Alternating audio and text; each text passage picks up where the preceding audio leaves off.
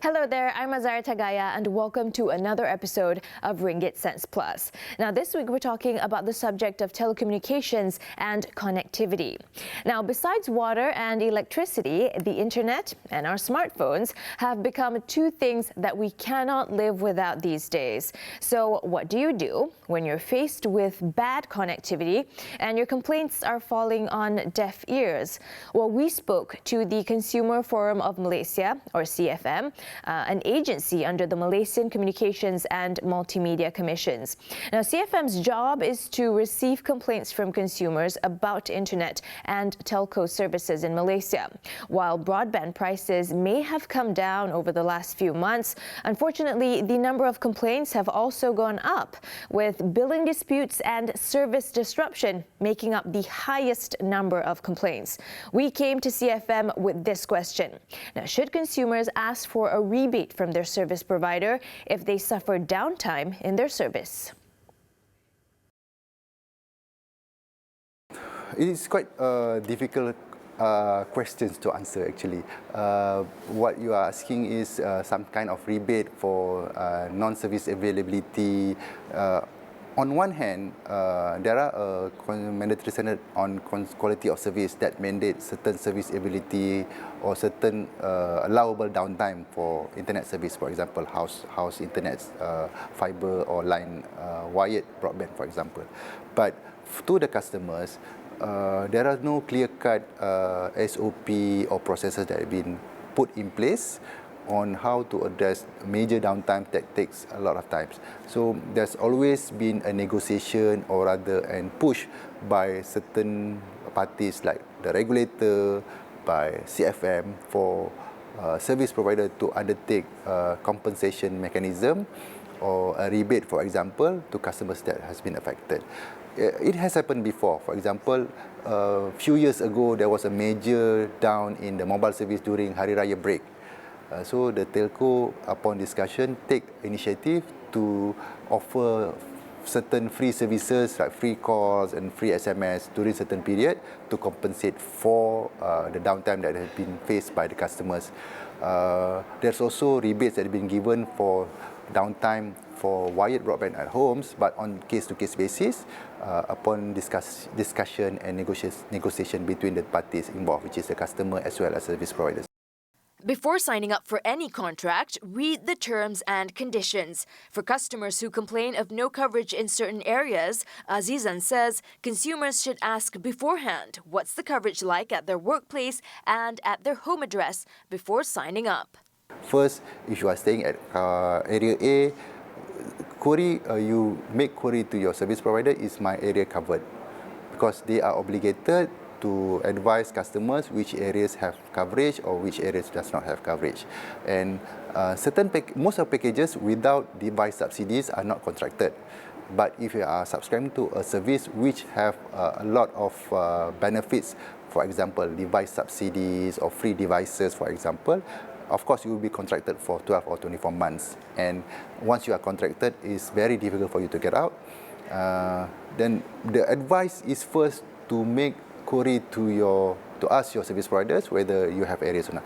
But if happen to be that you have subscribed and suddenly, for whatever reason, earlier there was a coverage and suddenly not, you can lodge your complaints to CFM. We will try to mediate because there will be always a resolution that can satisfy both parties.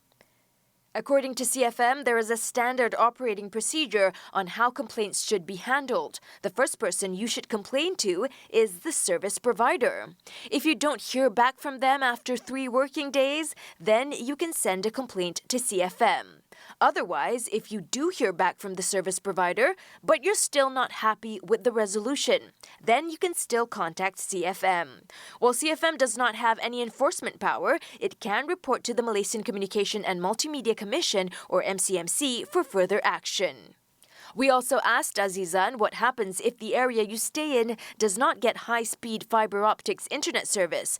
For example, half of the houses in the area you stay in get high-speed internet, while your house in the same area is only limited to lower-speed copper line internet. What should consumers do in this situation? Some areas will be covered, some areas will not be covered, some services are available, some services are not available due to the availability and capacity of the service. In one area of 1,000 homes, the potential capacity could be not maximum 1,000. In a lot of situations, it's much less than that because the anticipation is not 100% will subscribe. So if there is more demand from that particular areas, the service providers usually will provide additional capacity to cater for the service. He added coverage may not be as good in remote areas because the service provider might not find it profitable to serve the area. But the government, through its long-term Universal Service Provision Fund, will provide internet service to those areas. If you want to reach CFM, you can visit their website at aduan.skmm.gov.my. Or if you have no internet or phone service and want to talk to a real person, then you can drop in at their office at Cyberjaya. So far, the government has already reduced broadband prices by 56%. And through the long-term National Fiberization and Connectivity Plan, Azizan says that the cost of using internet services in Malaysia is expected to come down further. So there may still be more good news for Malaysian internet users in the months ahead. Well, CFM says it's important for them to get feedback from the public so that it can help MCMC to formulate policies that will better improve internet and telco services in Malaysia. Well, after the break, we're taking a look at telco packages. Should you sign up for a phone contract with a telco company, or should you just go ahead and buy the phone on your own? Which is cheaper? And what are the things that you should consider? Stay with us to find out. In the meantime, go to our Facebook and YouTube page to learn more about personal finance and also to share the interviews you've watched today. Back in a minute.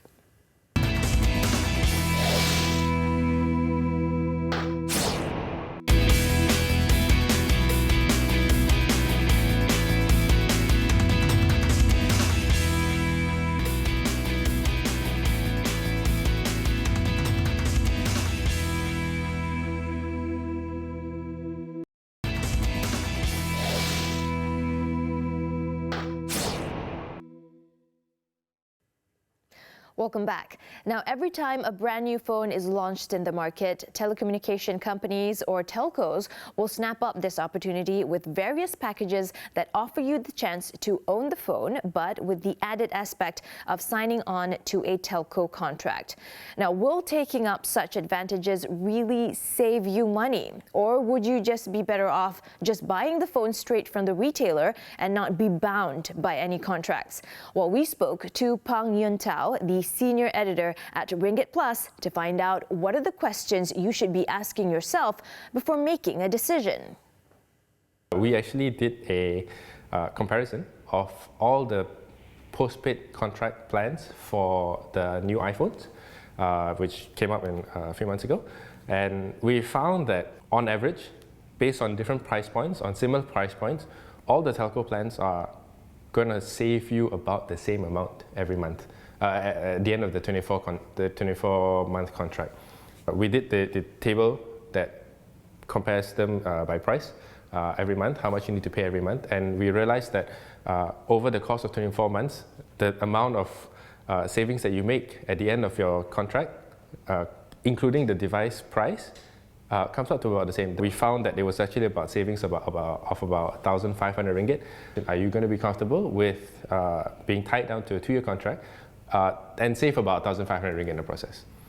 If you are really looking to get that new phone, I don't see a reason why you should not be taking advantage of something like this, because a savings of about 1,500 ringgit over 2 years, you probably be very difficult to find that kind of discount of retail or even online. So it all comes down to which telco you prefer and if you're going to be satisfied with having the same phone for 2 years. With major phone manufacturers like Apple releasing new models every year, you have to ask yourself, are you the type who would want to upgrade your phone every year? If you decide to sign a 2-year contract and decide by the 2nd year that you want to upgrade your phone, it can be costly to get out of the contract. According to Pang, some telcos will allow you to upgrade your contract for a newer phone, but not downgrade the contract. With so many different telco packages on offer these days, how do you determine which one is the best for you? I think when you're moving between telcos and you're thinking of switching to a different telco provider, the same considerations of choosing a home internet plan comes into play as well. First and foremost, it is about coverage. This time around, you need to consider whether the network is covered both in your home as well as your workplace. Most telcos actually have a coverage website that shows whether their network's strong or whether it's covered in whichever areas in the country. And the second thing is actually about price, how much you're willing to pay every month. Bundling like free calls, free SMS. So it all comes down to how much you're willing to pay in a month. What are the things you should consider when choosing an internet package for your home? The first and most important factor is actually coverage. It will determine whether you are going to choose a fiber plan or a copper plan. A copper internet connection is an older one.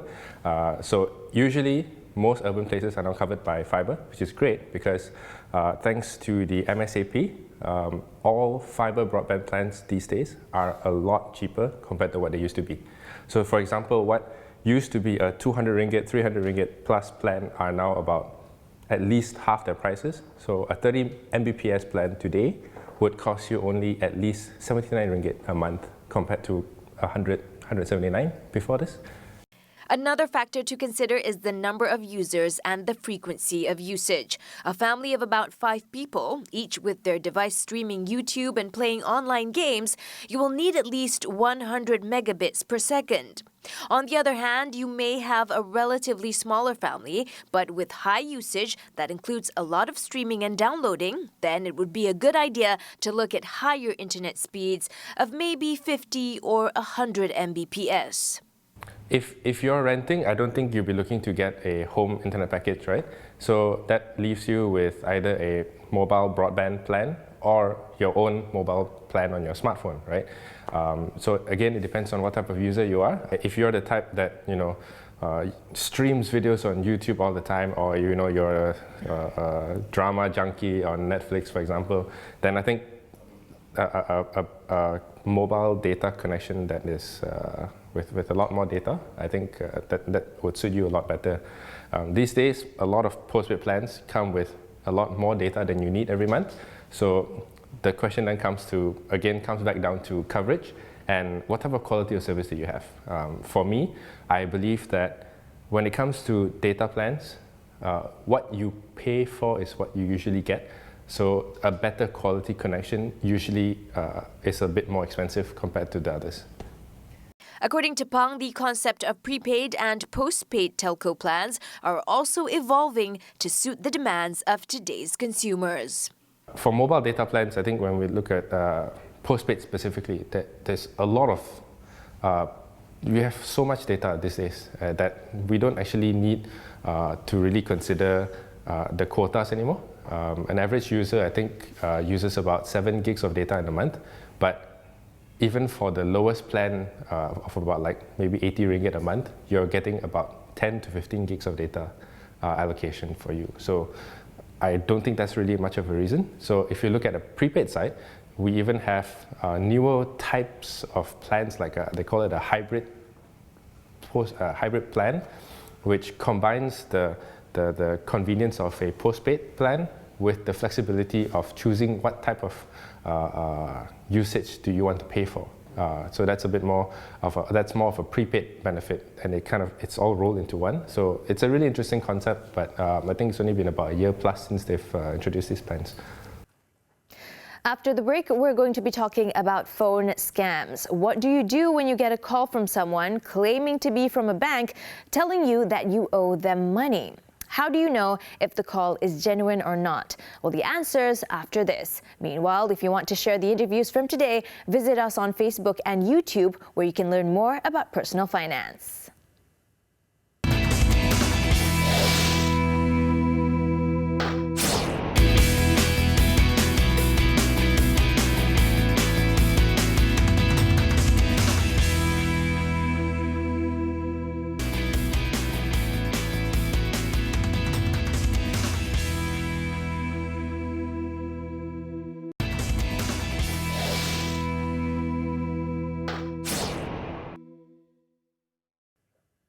Back with me, Azaria Tagaya, on Ringgit Cents Plus. Now, while the cost of using the internet and telco services in Malaysia has gotten cheaper, cybercrimes are also on the rise. According to the police, last year there were 346 cases of Macau scams. And for this year, up to November, there have already been 469 cases reported.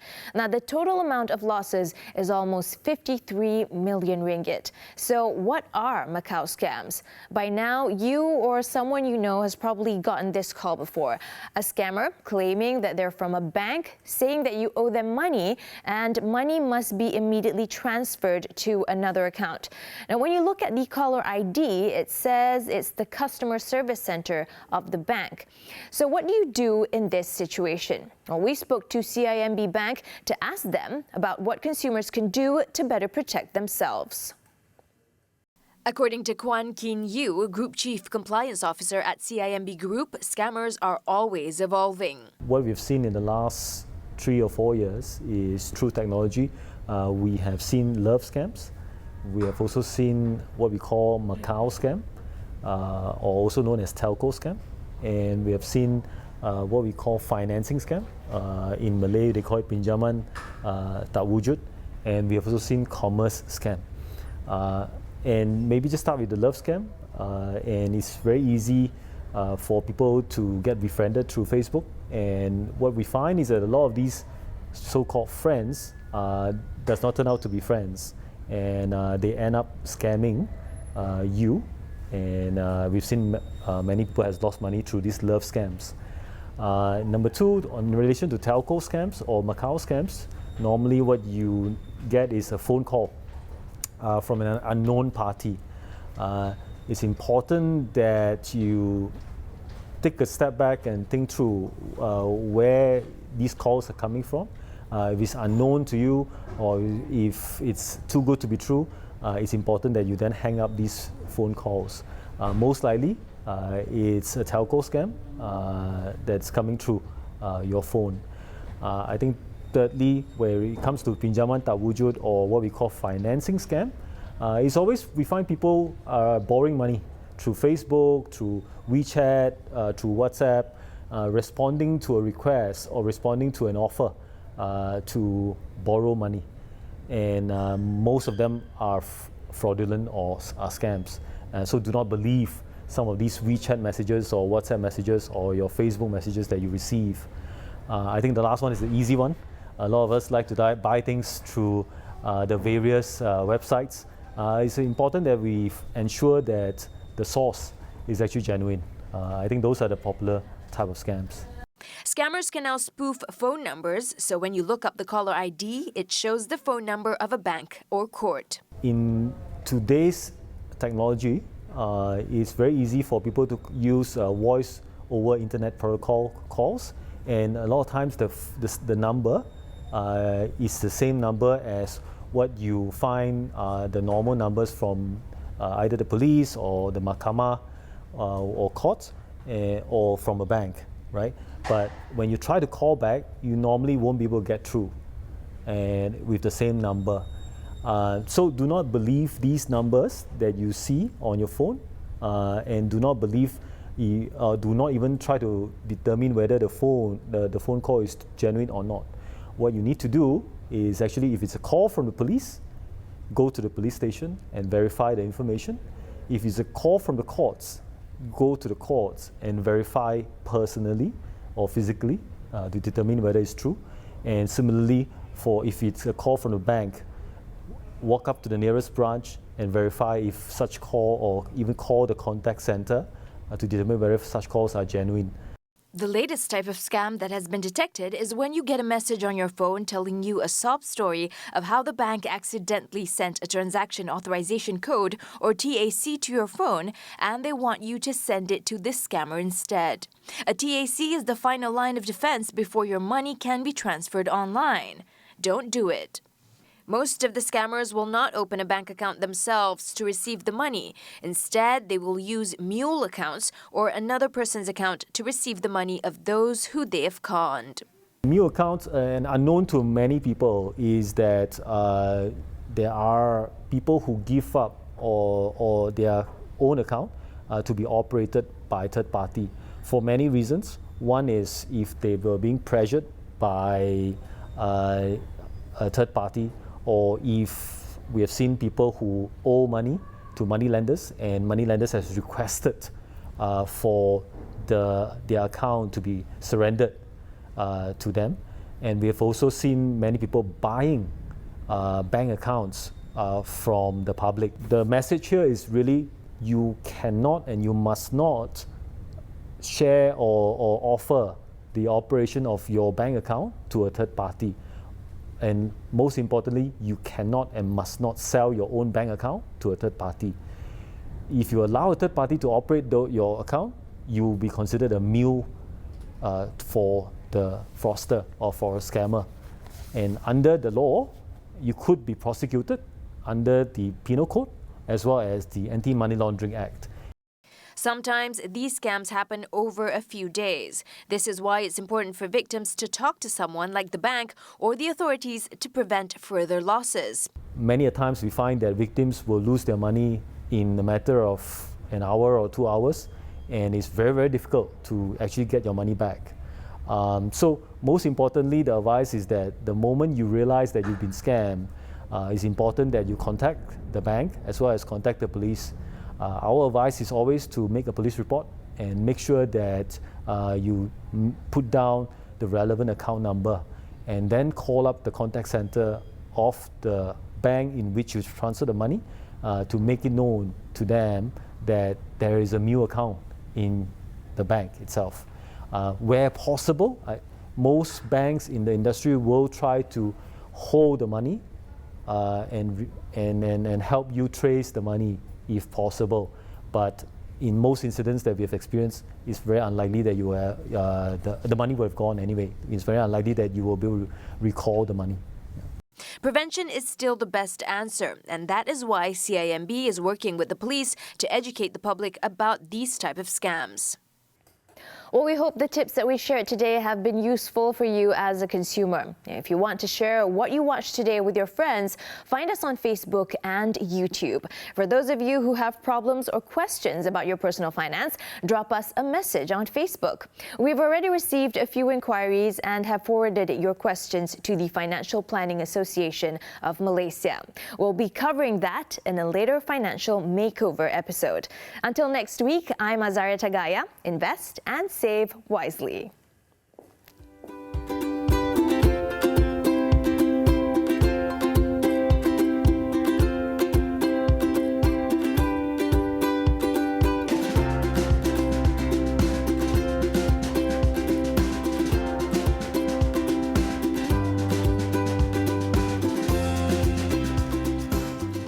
Tune in next week and visit ringgitplus.com today for more Ringgit wisdom. This show is brought to you by Ringgit Plus.